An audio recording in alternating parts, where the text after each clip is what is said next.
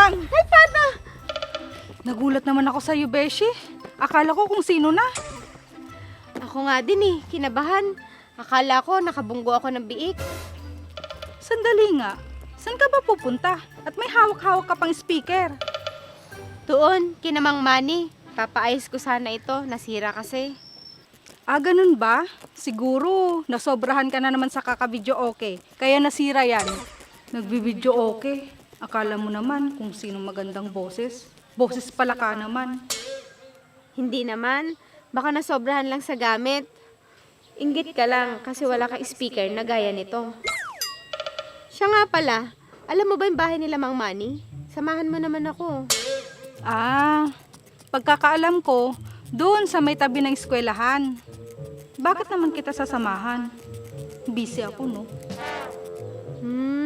Malapit lang pala. Ikaw, Beshi, saan ka pupunta? Hulaan ko, pupunta ka sa karinderya, no? Paano mo naman nalaman na pupunta ako doon? Halata naman sa katawan mo eh. Bakit?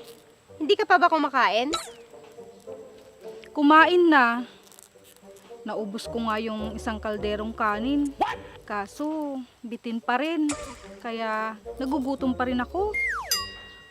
Hay nako, Beshi. Hindi ka na talaga papayat niyan sa katakawan mo. Kaligayahan ko ang pagkain, Beshi. Kaya sana, wag mo naman akong pigilan. May diet ka pang nalalaman, tapos ang dami mo pang iniinom na pampapayat. Hay nako. Samahan mo na lang ako kina Mang Manny para ipagawa to. Ano bang sira niyan?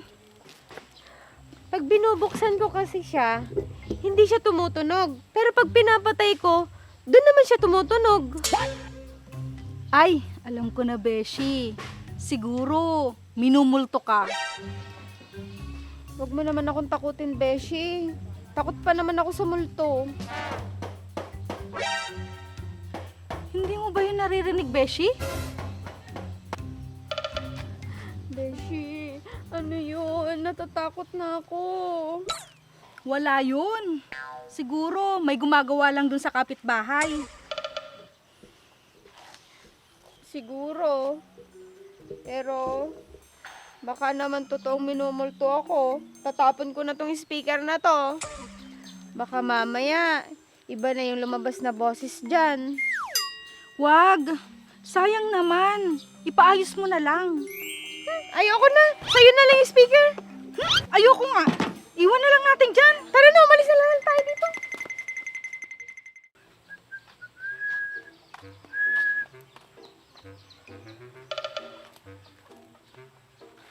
Ganda nito ah. Gumagana pa kaya ito?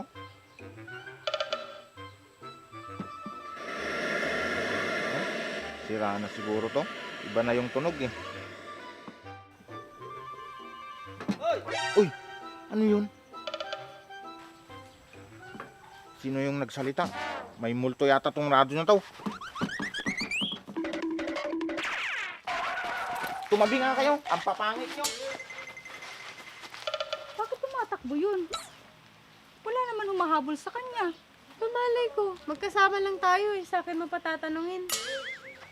At isa pa, bakit tinawag kang pangit? Ako? Baka ikaw. Tara na nga. Beshi, nandito pa rin yung speaker mo. Oo nga no. Akalain mo yun? Hindi pa pinag-interesan? Hindi kaya minulto ng radyo yung kabayo kanina, kaya siya tumatakbo? Saan mo kasi nabili ang speaker na yan?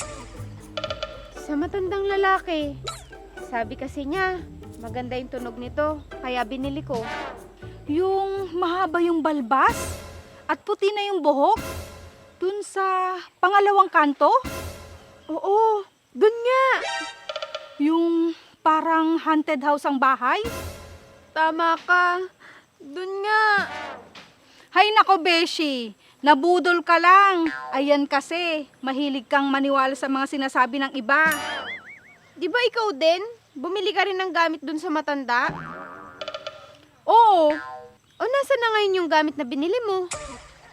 Ah, yung plancha. Ayun, tinapon ko na rin. Bakit? Ano nangyari? Kasi, yung hawakan naman ang umiinit. Kaya yun, tinapon ko na. Halika na nga, uli-uli, wag na tayong bibili dun sa matanda. Sige na.